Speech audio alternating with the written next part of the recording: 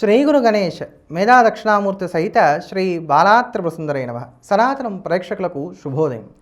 గురుగ్రహం యొక్క రాశి మార్పు కన్యా రాశి వారికి ఎటువంటి ఫలితాలను ఇవ్వబోతోందో ఈ యొక్క వీడియోలో మీ అందరికీ కూడా తెలియజేస్తాను.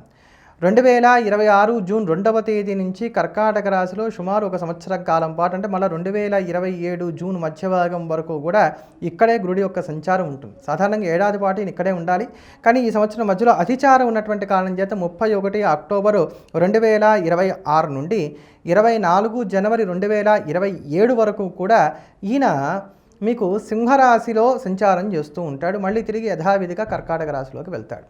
అయితే అతిచారంలో ఉన్నప్పుడు ఎటువంటి ఫలితాలు కలుగుతాయి అనేది ఆ సమయంలో తెలియజేస్తాను. ముందుగా కర్కాటక రాశిలో గురుడి యొక్క సంచారం అనేది కన్యా రాశి వారికి ఎటువంటి ఫలితాలు ఇస్తుందో తెలుసుకుందాం.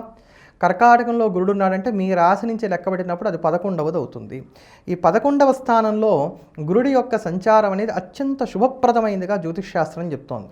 యశోవృద్ధిర్బలం తేజ సర్వత్ర విజయసుఖం శత్రునాశో మంత్రసిద్ధి ఏకాదశగతే గురువు అంటూ ఏకాదశ స్థానంలో 11వ స్థానంలో కనుక గురుడు ఉన్నట్లయితే యశోవృద్ధి, చక్కటి గౌరవ మర్యాదలు అనేటువంటివి ఏర్పడతాయి.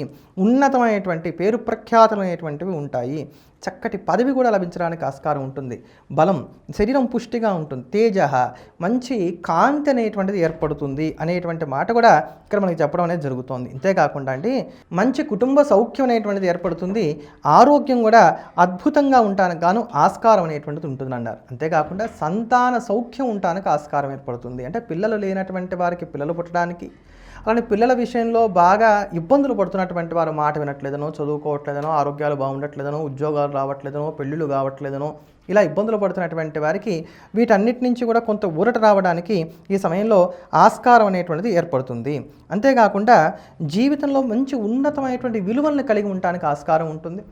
హోదాని పెంచుకోగలుగుతారు, మీ స్థాయిని పెంచుకోగలుగుతారు, వాహన సౌఖ్యాన్ని కలిగి ఉంటారు. విద్యార్థులకు చక్కటి విద్య అనేటువంటిది ఉంటుంది. మాటలో ఒక నమ్రత అనేటువంటిది రావడానికి గాను ఆస్కారం ఏర్పడుతుంది. మీ యొక్క శ్రమ అనేటువంటిది గుర్తింపునకు నోచుకోవడానికి గాను ఆస్కారం ఉంటుంది. సర్వత్ర విజయసుఖం, అన్నింటా కూడా జయం అనేటువంటిది కలుగుతుంది. మంచి ప్రశాంతత అనేటువంటిది ఉంటుంది. శత్రునాశో, శత్రువులు కూడా అణిగి మణిగి ఉండటానికి లేదా కోర్టు కేసులు లాంటి వాటిలో విజయాన్ని మనం పొందడానికి కూడా ఆస్కారాలు ఏర్పడతాయని చెప్పుకోవచ్చు. మంత్రసిద్ధిర్ ఏకాదశగతే గురువు, మీరు చేసేటువంటి ఆధ్యాత్మిక సాధనలు ఏవైతే ఉన్నాయో ఇవన్నీ కూడా ఇక్కడ ఫలిస్తాయి అనేటువంటి మాట చెప్పారు. కనుక ఆధ్యాత్మిక సాధనలు చేసుకోవడానికి, భగవద్ అనుగ్రహాన్ని పొందడానికి వ్రతాలు, నోములు, పూజలు, పునస్కారాలు, మంత్ర సాధనలు, దీక్షలు ఇవన్నీ కూడా చక్కగా చేసి భగవద్ అనుగ్రహాన్ని పొందడానికి కాను ఇది ఎంతో అద్భుతమైనటువంటి కాలంగా మనం చెప్పుకోవాలి. అలానే ప్రమోషన్స్ లాంటివి ఏవైతే ఇవి కూడా కలిసి వస్తాయండి.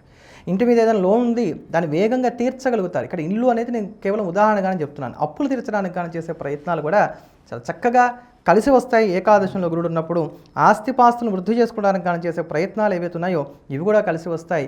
ఎవరైనా సరే ఈ ఏకాదశంలో గురుడి యొక్క సంచారం ఉన్నప్పుడు ఖాళీగా ఉన్నారు అని అంటే ఈ సంవత్సరం జూన్ నుంచి వచ్చే ఏడాది జూన్ లోపు కూడా నాకు ప్రయత్నం చేసిన ఉద్యోగం రాలేదు అనేటువంటి మాట ఎవరైనా వాడారు అంటే అది కేవలం కృషిలోపమే ఉంటుంది తప్ప మరొక మాట కాదు.